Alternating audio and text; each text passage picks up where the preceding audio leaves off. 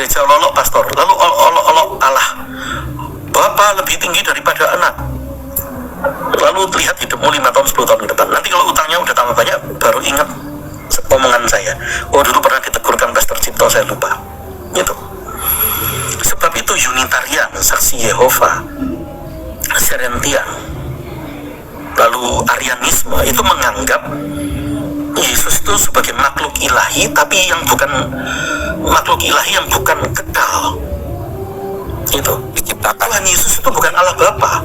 Kalau Allah Bapa itu oneness, Tuhan Yesus itu adalah Sang Firman yang tidak terpisah dari Allah Bapa. Karena itu tidak boleh belok kanan belok kiri. Saksi Yehova itu lawan katanya oneness. Kalau dijadikan pertanyaan nomor 6, Pastor, bagaimana saya kurang mengerti tadi Unitarian, Saksi Yehova dan oneness. Kalau oneness itu belok kanan, kalau Saksi Yehova belok kiri. Kalau oneness itu menganggap Yesus adalah Allah Bapa, itu salah. Yesus adalah Sang Firman, bukan Allah Bapa. Sang Firman yang adalah Allah yang nusul menjadi manusia. Kesalahannya oneness di situ. Kalau kesalahannya Saksi Yehova mengatakan Bapa lebih tinggi daripada anak, berarti Allahmu berjenjang. Betul. Itu tadi. Karena jangan menyimpang ke kanan, jangan menyimpang ke kiri. Itu tadi. Ya, semudah itu. Kalau orangnya harus kita kasih, itu tidak boleh kita. Jadi jangan buru-buru lalu mencela KMP ini iri atau apa. Tidak boleh gitu. Semua apologis itu luar biasa. Yang paling tahu dari paling awal di TikTok nih ya. Kalau untuk TikTok, kalau di platform yang lain itu lebih gampang karena FB itu kan cuma monolog tulisan aja. YT itu kan cuma video satu arah saja. Yang paling sulit itu TikTok. Dari awal kan Jeki, saya sering masuk di ruang Jeki hampir tiap hari. MP ini kan juga dari sebelumnya kan juga telaten, suka dicela, sudah dihina dari RT 6, kenapa yang dari saudara sendiri lalu mencela? Jangan begitu. Jangan. Pertanyaan nomor 7, Pastor, itu kan dalam rangka menjelaskan ke RT 6, Pastor. Maka saya jawabkan, penjelasan kepada RT 6 tidak boleh lalu menyerang internal iman kekristenan. Mengatakan gilal itu tidak boleh. Misalnya gini, orang Kristen yang mengatakan Yesus tidak punya Tuhan adalah orang yang gilal. Kata gilal itu tidak boleh. Gilal ini kan saya edit sedikit karena kan dalam TikTok nggak boleh ini. Dengan jari di dahi itu tidak boleh. Ibaratnya kalau kamu baptisnya selam, tidak boleh mengatakan siapa yang baptis seperti orang gilal, itu tidak boleh. Nah begitu pula tentang mengatakan, kalau mengatakan Yesus tidak punya Tuhan berarti orang gila, itu tidak boleh. Sebab itu lalu juga tidak perlu pakai daging adas. Daging adas mengatakan Yesus punya Tuhan, maknanya berbeda. Jadikan pertanyaan nomor 8. Nomor 8 ini kita bikin nomor 8 dan 9. Nomor 8, topik yang lebih sederhana. Pastor, Yesus punya Tuhan nggak? Kalau ada yang mengatakan Yesus punya Tuhan, gimana Pastor? Kalau ini lebih sederhana ini. Kalau ada yang mengatakan Yesus punya Tuhan, dimaafkan, tidak apa-apa. Selama maksud hatinya benar dan penjelasannya ternyata benar, yaitu menganggap Tuhan Yesus adalah Sang Ilahi, itu tidak apa-apa. Meskipun secara diksi kata punya itu bisa menimbulkan kerancuan, kebingungan yang besar. Saya berikan contoh. Kita ada teman kita di sebelah kita namanya Budi. Budi itu manusia. Lalu kita berkata kepada Budi, Budi, kamu punya manusia tidak? Ulangi pertanyaannya, Budi, kamu punya manusia tidak? Marah itu Budinya. Kamu kok ngomong aku punya manusia tidak? Kamu kira aku bukan manusia? Nah karena itu Budi saja. Selayaknya kita tidak boleh ngomong kamu punya manusia, tidak boleh. Tapi kalau ternyata diiringi dengan maksud hati yang baik, Budi, saya sorry kalau salah ngomong. Saya ngomong kamu, Budi, kamu punya manusia tidak? Maksud saya itu kamu adalah manusia, bukan Budi. Oh ya sudahlah, nggak apa-apa. Kalau gitu. Jadi mengatakan Yesus punya Tuhan, dimaafkan, tidak apa-apa. Siapapun mau mengatakan itu boleh, ya, selama maksud hatinya benar. Udah itu aja. Tapi yang pertanyaan nomor 9 ini yang tidak boleh. Kalau mengatakan Bapa lebih tinggi daripada anak, itu sama sekali tidak boleh. Bagian itu yang tidak boleh 1 cm pun menyimpang. Tentang baptis, bercingselam boleh berwarna-warni. Tentang bernyanyi, tepuk tangan atau tidak boleh berwarna-warni. Tapi tentang Allahmu itu siapa, tidak boleh ada meleset 1 cm pun pengenalan itu terhadap Allah yang benar. Ya, Pastor, jadi kalau saya ngomong Bapak lebih tinggi daripada anak, itu salah saya apa? Ya salahnya berarti Allahmu berjenjang. Sudah, mau punya Allah yang berjenjang, mau punya Allah yang Allah Bapa itu bos, lalu Tuhan Yesus itu anak buah, Sang Firman itu anak buah. Tuhan Yesus itu jadi bahaya ya Pak Pastor ya. Jadi itu sangat kita harus hargai apa yang dilakukan Yesus itu karena kasih Allah di dunia ini. Masa kita merendahkan Yesus sebagai hamba atau budak selamanya? Artinya kan kita akan terus berpikir bahwa Yesus ini akan menjadi yang namanya di bawah Allah Bapa, benar nggak? Kalau seandainya sudah ada pernyataan seperti itu. Benar sekali. Makanya jangan punya Allah yang ada bapak bos, lalu anak bos, anak lebih rendah, tidak boleh. Kalau dijadikan pertanyaan nomor 10, kalau engkau ditanya, kamu saksi Yehova bukan? Saya tidak bicara etis ya, siapapun. Kalau MP misalnya ditanya, kalau saya ditanya, kamu saksi Yehova bukan? Jawab tegas, bukan. Kalau jawabanmu nggak tegas, lalu nggak ada jawaban, akhirnya berpaham Bapa lebih tinggi daripada anak. Kalau mau utangmu bertambah banyak, berpahamlah itu. Saya jadikan pertanyaan nomor 11. Orang kalau mau menyesatkan, sadar atau tidak sadar, itu selalu pelan-pelan. Contoh menyesatkan mau kecanduan narkoba, tidak pernah, ini narkoba langsung makan. Pelan-pelan, semakin kamu ada ikatan emosional, cinta sama dia, makin dibawa, akhirnya minumanmu dikasih narkoba. Pertama diomong dulu jangan sombong, ayo ikut ke bar malam-malam. Setelah itu kedatangan pertama nggak dikasih apa-apa, nggak dikasih narkoba, cuman biasa aja. Kedatangan kedua nggak dikasih, tambah lama tambah ikatan emosionalnya dekat. Setelah kedatangan ke-10 minumanmu dikasih narkoba, kedatangan ke-11 narkobanya tambah banyak. Lalu kemudian yang kesekian malah akhirnya kita yang minta narkobanya. Jadi kesesatan itu pelan-pelan dan kita harus cepat-cepat membaui. Pastor, saya mau tanya, kalau ada orang seperti itu, lantas apakah kita benci orangnya, Pastor? Jangan dibenci. Orangnya kita pukuli, dimusnahkan, ya jangan, harus disayang. Tapi bagian 1 cm atau berapapun penyimpangan itu, itulah yang harus dikoreksikan. Pastor, kalau misalnya orangnya sudah minta maaf, ternyata maksud dia tidak begitu, ya selesai perkara, sudah selesai, itu aja. Itu ya, jadi jangan di MP dituduh-tuduh, digontok-gontokkan, kamu itu iri sama Edis misalnya, apa MP jauh dari sebelumnya dia terima ini itu celaan dan segala macam. Tidak ya, semua ada tantangannya masing-masing, karena itu didukung ya. Tapi pengenalan Allah tidak boleh ada ruangan yang 1 cm pun untuk kesalahan. Tersilah Tuhan Yesus. Itu MP. Thank you Pastor Cipto ya. Mungkin itu sangat memberikan suatu hal ya teman-teman, yang selama ini tuh dipikirkan bahwa oh ini yang penting dia ngomong tentang ini gitu. Nggak bisa ya.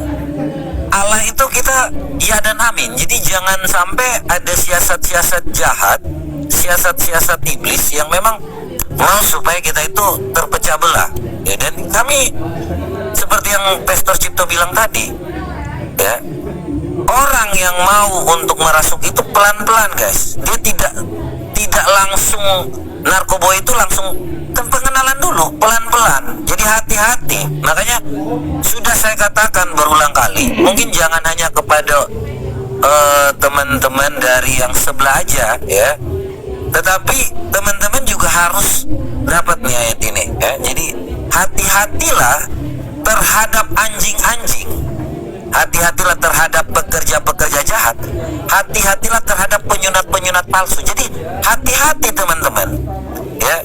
Di saat-saat seperti ini tuh banyak hal-hal seperti ini ya.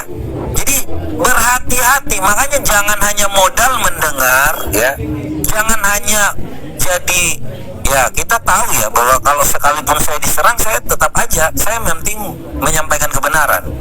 Jangan sampai kalian itu jatuh ke dalam dosa ya. Hal-hal yang sudah mengenalkan bahwa ada yang lebih di atas, ada yang lebih di bawah, Anda akan mengetahui bahwa Yesus lebih rendah daripada Bapa dan itu adalah hamba. Anda memperkenalkan Yesus yang hamba ini, Anda menjadi umat budak nantinya. Tidak ada perbedaan antara yang namanya orang Kristen yang mengenal Allah itu kasih, beda dengan umat Mokondo yang Allah itu hanya menjadikan umatnya menjadi budak. Ya, jangan teman-teman. Ya, kita nggak boleh seperti itu. Allah kita itu kasih, bukan Allah yang memerintahkan Yesus. Ya, ayo kau kerja, kau jadi budak dong nanti.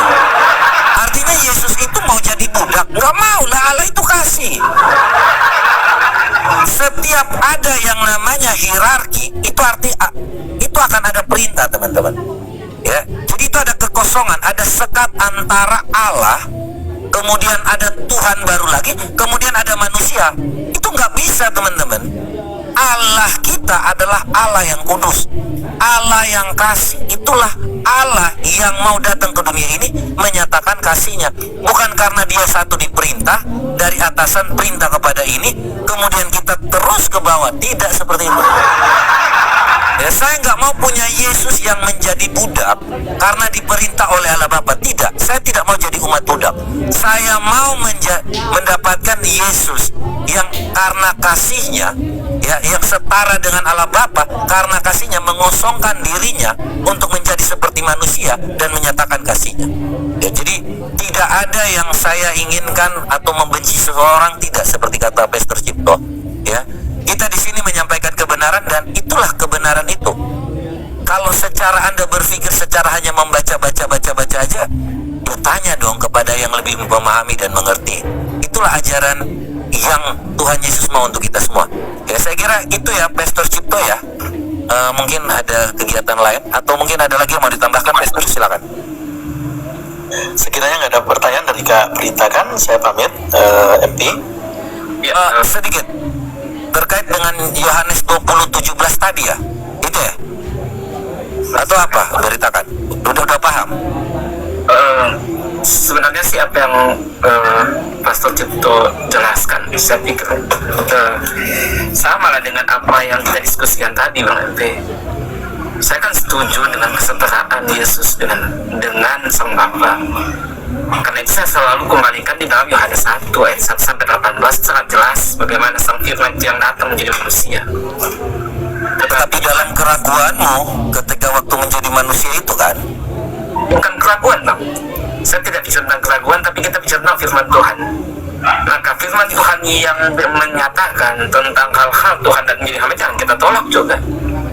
Misalnya saya kasih contoh itu kepada Tuhanmu Yohanes 20 ayat 17, atau tentang Matius 12 ayat ke-18.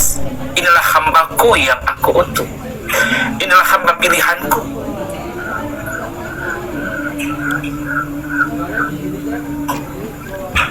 Itu Yohanes Matius 12 ayat 18. Inilah hamba saya ingin buatan. Oke, kalau gitu gini, saya ingin bertanya kepada Pastor Cipto, apa perbedaan Allah dengan Tuhan, Pastor? Supaya mungkin mereka lebih bisa membedakan antara Allah dengan Tuhan itu seperti apa? Ya, kalau Allah itu menunjuk pada keilahiannya. Kalau Tuhan menunjuk kepada kepenguasaan atas sesuatu. Tapi dalam iman Kristen, kita seperti menjelaskan di RT 6, pokoknya Tuhan itu segala sesuatu kita tunduk. Tidak, Tuhan bagi kita ya Tuhan Yesus, gitu. Silakan. Kalau ini menjadi pertanyaan, Pastor. Ketika Pastor mengatakan itu, di dalam terjemahan lama ini memakai kata Tuhan ya kepada Tuhanku dan Tuhanmu. Nah, ini apakah ini penerjemahan yang salah makanya dilengkapi, dirubah saat ini supaya jadi sempurna, atau bagaimana, Pastor?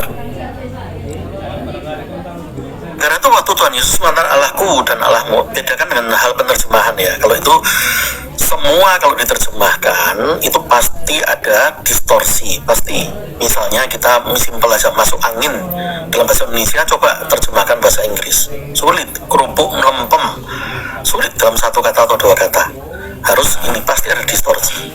Tapi kalau yang diartikan, ditanyakan ayat ini, simpel saja bahwa itu adalah Allahku dan Allahmu dalam keragawian Tuhan Yesus sebagai sepenuhnya manusia. Yohanes 13 ayat 15 jawabannya. Ia memberi teladan, karena itu ia berdoa. Ia mengatakan ini Allahku, ini Allah, ya, yaitu Allahku dan Allahmu. Bukan berarti dia bukan Allah, tetapi sedang memberikan teladan. Yohanes 13 ayat 15 Tuhan Yesus berkata apa? Ayat 15, aku memberi teladan seperti apa yang aku perbuat kepadamu. Aku telah memberikan teladanmu. Karena itu kita harus mengikuti. Jadi waktu Tuhan Yesus dikatakan sebagai hamba, boleh nggak saya ngomong hamba? Boleh. Tetapi kalau mengatakan hanya hamba, itu kurang ajar. Itu budak nanti. Betul. Kan ada lagu, kamulah bangsa yang terpilih, imamat rajani. Jadi 1 Petrus 2 ayat 9, jangankan Tuhan Yesus, kita aja raja kok, apalagi Tuhan Yesus. Pastor, kita ini hamba juga enggak? Kita hamba, tapi tidak hanya berhenti sebagai hamba. Itu nabi palsu, nggak mau jadi anak Allah. Kalau kita ini adalah anak, kita sahabat, kita juga mempelai, diangkat begitu rupa. Maka itu yang disebut kita menjadi imam materajani. Jadi waktu mengatakan Allahku dan Allahmu, bukan berarti itu Yesus bukan Allah, rankingnya lebih rendah. Saya nggak mau punya Allah yang berjenjang. Orang Kristen siapapun tidak boleh mengatakan punya Allah yang berjenjang, intinya itu ya. Jadi bukan tentang nama-nama orang tertentu, tapi ini pengajaran itu tadi ya. Itu Saya setuju dengan Pastor Cipto, saya setuju ya dengan ayat tadi juga kan Pastor sudah mengatakan demikian ya, seperti itulah bahwa dia Allahku Allahmu. Tapi dalam konteks kesetaraan saya setuju kan, saya katakan tadi pada NT dan saya sih mungkin saya juga saya mendukung NP, mendukung mereka hebat-hebat orangnya, nggak seberani mereka hebat. Saya jentuhkan dia, makasih ya. Baik, terima kasih buat cerita kebenaran semua. Udah setengah 10 sini mau tidur tuh. Ya, makasih. saya izin turun juga. Siap, Pastor. Terima kasih atas penjelasannya, pemahamannya. Tuhan Yesus berkati selalu Pastor dalam pelayanan dan keluarganya. Terima kasih, Pastor. Amin. Shalom. Thank you. Kita Shalom. Shalom ya. Memberitakan kebenaran. Ya, shalom. Tuhan Yesus berkati selalu ya. Jadi teman-teman semua, thank you yang udah mendengarkan juga ya. Saya kira paham ya. Jadi tidak ada relasi bahwa kita berjenjang itu tidak ada. Karena saya tidak mau punya Tuhan yang hanya menjadi hamba atau budak saja. Ya. Jadi bukan hanya jadi hamba saja, ya. Apa yang kita sampaikan ini, ya, jangan mau menjadikan pemikiran doktrin manusia, ya, itu dengan cara yang salah, ya. Jadi jangan sampai teman-teman, ya, seperti narkoboy, hati-hati, ya. Itu awalnya Anda mungkin tidak mengenal yang baru-baru ini, cara yang namanya orang mau untuk menjerumuskan orang, ya seperti yang tadi dikatakan, pelan-pelan kasih ini gitu. Jadi hati-hati. Jangan kalian mau jadi umat Mokondo. Jangan kalian hanya mau jadi umat budak. Ya. Jangan mau seperti umat-umat Mokondo bahwa Yesus itu hanya dijadikan sebagai hamba saja. Ya, tidak. Saya punya Tuhan yang kasih. Allah yang kasih, Allah yang mengasihi manusia. Makanya dia datang menyerupai kita supaya kita mengenal Allah yang hidup, Allah yang menyatakan kasihnya. Bukan seperti umat Mokondo, Allah yang hanya budak. Tidak ada seperti itu. Tidak ada yang namanya jenjang-jenjang. Allah kita itu setara, Bapa, Putra, dan Roh Kudus. Kebenarannya karena kasihnya yang nyata, bukan karena satu memerintah satu, akhirnya seperti itu. Kalian jadi umat budak, ya. Makanya jangan kebanyakan baca juga yang lain-lain terus lupa baca pemahaman Alkitab. Itu setan masuknya cepat, coy. Ya. Alkitab itu rahasia Tuhannya banyak. Bukan kau seenak jidat pala ngomong-ngomong aja di situ. Oh, tidak bisa. Makanya kita berbeda dengan ajaran buta huruf yang hanya menghafal seperti burung beo, ya. Jadi kita ini tidak seperti yang umat buta huruf yang tiba-tiba kau menghafal, kau mendengar orang yang sok-sok jadi paling pintar. Tidak. Ya, semua itu ada pembelajaran, ada S1, S2, S3, guys. Itu yang namanya kekristenan. Makanya kami terus menguji yang namanya Alkitab kami. Bukan yang namanya hanya tentang, oh yang penting lu belajar aja di situ. Alkitab itu sumber kebenaran yang tepat, sumber hikmat, kebijaksanaan. Jadi bukan hanya tentang yang namanya, oh yang penting udah ada aja. Harus memahami, teman-teman, ya, supaya jangan tersesat. Jangan jadi umat Mokondo dalam kebodohan. Kalian salah. Ya. Kalau kalian membantah hari ini, itulah kebodohan. Ya, saya berharap teman-teman, ya, orang yang dari yang tidak tahu menjadi tahu, itu karena mau untuk belajar mencari tahu. Jangan seperti umat Mokondo. Saya tegaskan kepada kalian semua, jangan jadi umat Mokondo. Sudah tidak tahu tetapi tidak mau mencari tahu. Itu berat banget, teman-teman. Kalian bakal jadi seperti umat Mokondo kalau kalian sudah tidak tahu, tidak mau cari tahu, hanya modal iya saja, imani saja. Ya, itu adalah satu kebodohan. Ya, itu adalah pengajaran sesat, teman-teman. Ya, sama seperti apa yang itu kerbau tusuk hidung, itu ikut aja. Dari yang tidak tahu belajar menjadi tahu.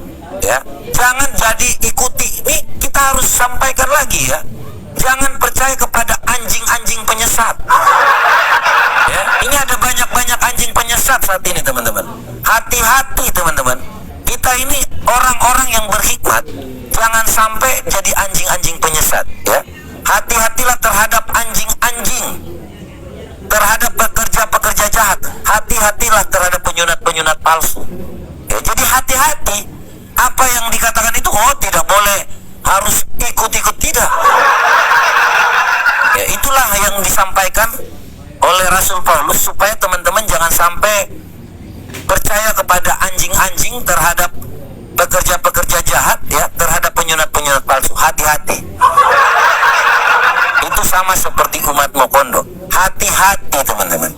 Ya, belajar dari yang tidak tahu menjadi tahu. Jangan hanya mendengar seperti burung beo. Jangan hanya jadi seperti binatang kerbau yang ditusuk hidungnya. Ayo ikut saja, ikut saja. Orang Kristen itu mencerdaskan bangsa karena kita belajar, kita mengetahui, dan kita tidak tahu, kita cari tahu. Bukan asal-asal. Ya. Jangan seperti umat-umat Mokondo yang tidak tahu bahwa ini disunat atau tidak, tapi tidak mengerti kapan disunatnya. Hati-hati, teman-teman. Ya, jadi itu yang dapat saya sampaikan, ya, supaya teman-teman tuh mengerti dan memahami. Ya, jangan cepat-cepat dengar. Sekali lagi, kita bukan umat Mokondo. Umat yang menghafal seperti burung beo. Udah, yang penting itu benar. Itu hanya hayalan saja, abrakadabra.